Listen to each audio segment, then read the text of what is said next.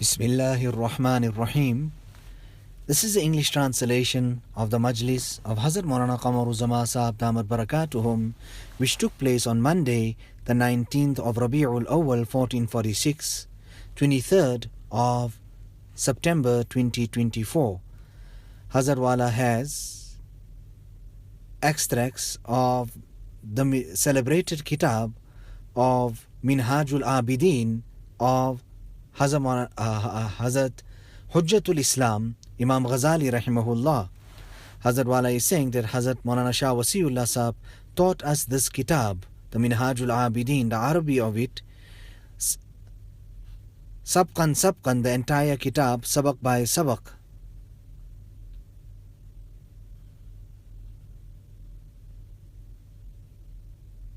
And this particular risala that we have of the Minhajul Abidin is regarding that of the Akhirat. Now this was the grand mission of the Anbiya alayhimus salatu wassalam, that they turn the attention of mankind to the Akhirat. And that's something absolutely great, because we are in Darul Ghaflat. So Hazrat Hujjatul Islam Imam Ghazali rahimahullah, the Minhajul Abidin is the last written work of Imam Ghazali. It is the essence of his other books, and he himself approved of it. I take the opportunity, our Hazrat Wala is saying, of quoting the third principle, which is on promises and warnings, and the last section, the spiritual path which a wali threads. There is a famous maxim, Ma la yudraku kullu, la yutraku kullu, which what cannot be done in its entirety should not be left out in its entirety. So here we carry on reading from the kitab, the promises and warnings about the year after. We will discuss 5 types of situations. Number 1, death. Number 2, the grave. Number 3, resurrection. Number 4, Jannah. And number 5, hell. Now let's start off with that of death. Imam Ghazali rahimahullah is saying, keep in mind the condition of 2 people. One is the person who is described by Ibn Shabrama. He relates, Sha'bi and I went to visit a sick person. He was already experiencing the pangs of death. Someone was sitting next to him and reading the kalima, La ilaha illallah, wahdahu la sharika lah, aloud to him. Sha'bi said to him, you must be soft and kind to the sick. Just then, the sick man got up and said, whether he dictates the kalima to me or not, I will certainly read it. He then read these words of the Quran, وَأَلْزَمَهُمْ كَلِمَةَ التَّقْوَى وَكَانُوا أَحَقَّ بِهَا أَهْلَهَا, and kept them steadfast on the spirit of reverence. They were most worthy and deserving of it. Sha'bi said, Alhamdulillahi alladhi naja sahibana.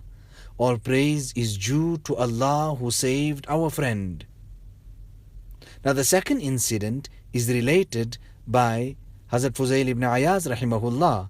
He went to one of his students who was on the verge of passing away. He sat at his bedside and began reciting Surah Yasin. The student said, stop reading Surah Yasin. Hazrat Fuzail bin Ayaz then began reading the kalima, La ilaha illallah. But the student said, I will not read this kalima. I have nothing to do with it. He passed away after uttering this statement. Allahu Akbar. Hazrat Fuzail was severely disturbed by the bad death of his student. He did not leave his house for 40 days. He remained sitting and crying. After 40 days, he saw a dream in which angels were dragging the student towards hell. He asked, what was the reason behind Allah snatching your spiritual condition? Salbe Ma'rifat, Allah Ta'ala snatched that away from you. What was the reason behind it? After all, you were my most knowledgeable and most worthy student. He replied, on account of 3 faults. Number 1, I had the defect of carrying tales. I used to say one thing to my classmates and something else to you. I would say one thing to them and something else to you. Our Hazrat Wala is saying that on one occasion, Hazrat Maulana Shah Wasiullah Sahab became very ill.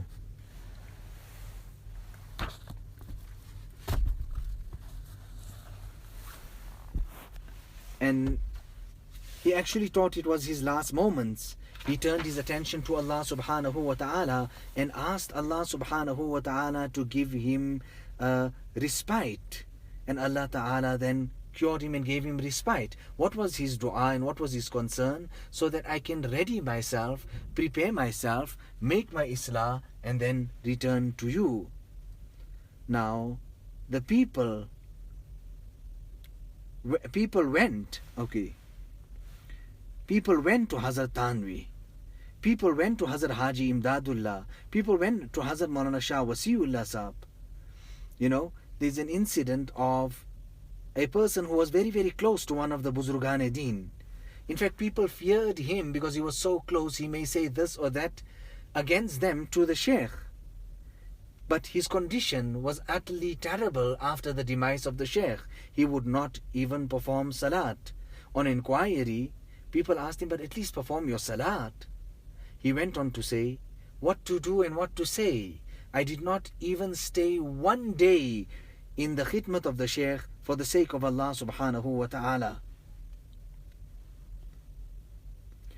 You know, you always find this type of thing. Some person came to Hazrat Tanvi and said that Mauli Wasiullah ran away. He's gone. He ran away from the Khanqa. Little while later, Hazrat Maulana Shah Wasiullah Sahab appears. Hazrat Tanvi asks him, Mauli Wasiullah, what happened? You ran away?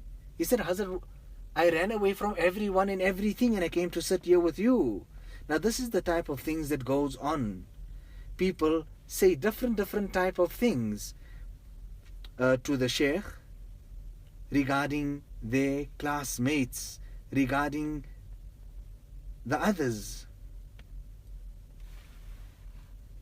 So what he said, I had the defect of carrying tales. I used to tell one thing to my fellow colleagues and something else to you. Number 2, I was jealous of my colleagues, my classmates. I was jealous of them.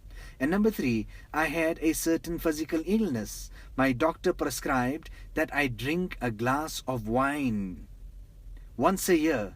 He said that if I do not, my health will not be restored. So I used to drink a glass of wine once every year. Now may Allah subhanahu wa ta'ala save us from His displeasure, for we certainly cannot bear it.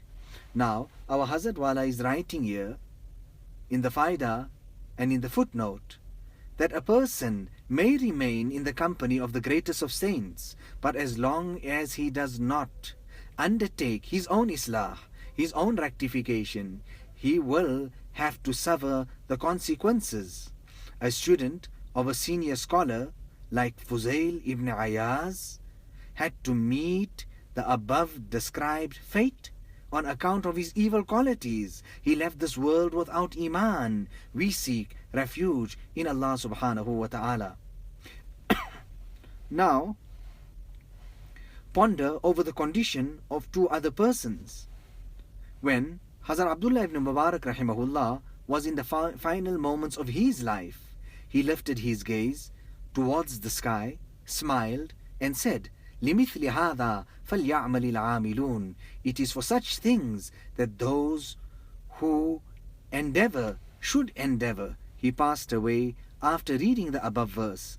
I heard my teacher, Hazrat Imam al-Haramain rahimahullah, relating a story which he heard directly from his teacher, Hazrat Abu Bakr rahimahullah. When I was a student, I had a classmate who was studying the primary books. He worked hard in his studies, was a righteous person, and spent time in worship. Despite all of his efforts, He progressed very little in his studies. We used to be surprised at his condition. He suddenly fell ill and went to live in the khanqa of one of the awliya. He did not admit himself into the hospital. Despite his chronic illness, he continued his efforts in studying. His condition became critical.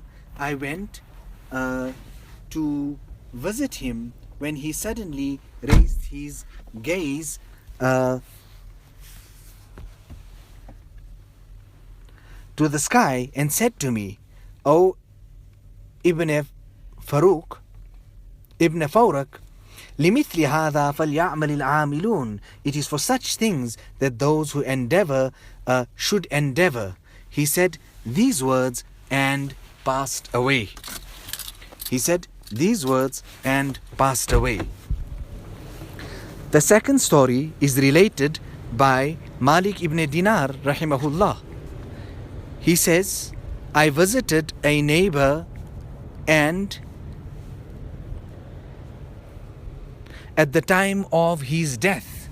I visited a neighbor at the time of his death. The pangs of death had overtaken him. He looked to me and said, "O Malik, I can see two mountains of fire in front of me, and I am being told, climb them." Malik ibn Dinar continues, I asked his family people about him. They said he has two scales for weighing grain. One scale is for receiving grain and the other one is when he has to give grain. I asked for the scales and broke their markers. I then asked, "How are you feeling?" He replied, the matter is getting worse. The matter is getting worse. Now let's go on to the next subheading here, which is that of the grave. In this chapter also, the story of two people is noteworthy. One is related by a saint who said, I saw Hazrat Sufyan Thawri in a dream after his death. He said, "O Abdullah, how have you fared?" He turned away from me and said, "This is not the time to address me by this title." I said, "O Sufyan, how have you fared?" He recited these couplets in reply, the meaning of which is, after I passed away, I beheld Allah subhanahu wa ta'ala directly in front of me. He said to me, "O Ibn Sa'id, congratulations to you, for you have earned my pleasure. You used to stand up in my remembrance in the darkness of the night. Your eyes would tear with yearning and your heart used to be focused completely on me. The palaces in paradise are now before you. You may choose whichever one you want. You can enjoy and benefit the benefit of visiting me whenever you want, because I will be near you all the time." Now the story of the second person is the one whom some people saw in a dream. His complexion changed and his hands were tied behind his neck. He was asked, "O person, how did Allah treat you?" He replied with the following couplet: "Tawalla zamanun la'ibna bihi wa hadha zamanun bina yal'abu." The time we spent playing around has turned away. Now it is time which is playing around with us. The condition of two other people is also worth mentioning. The son of a saint was martyred. His father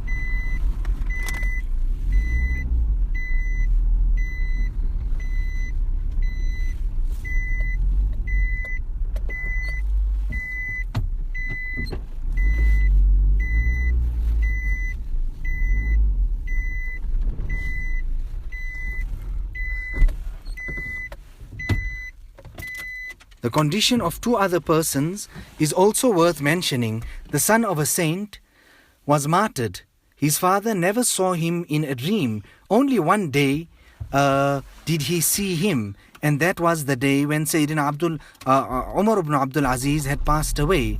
When his father saw him, he said, "Oh son, has death not overtaken you?" He replied, "I am not dead.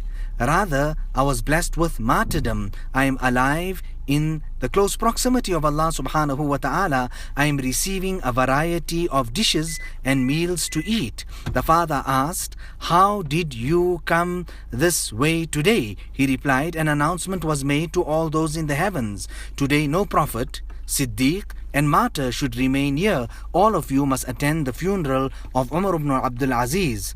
Once the janazah salat was completed, I came to offer salam to you." The second story has been related by Hazrat Hisham ibn Hassan. He says, "One of my children passed away at a tender age. I saw him in a dream, but he had grown into an old man. I asked him, 'Oh son, how did you become so old?' He replied, 'When such and such a person passed away and came near us, the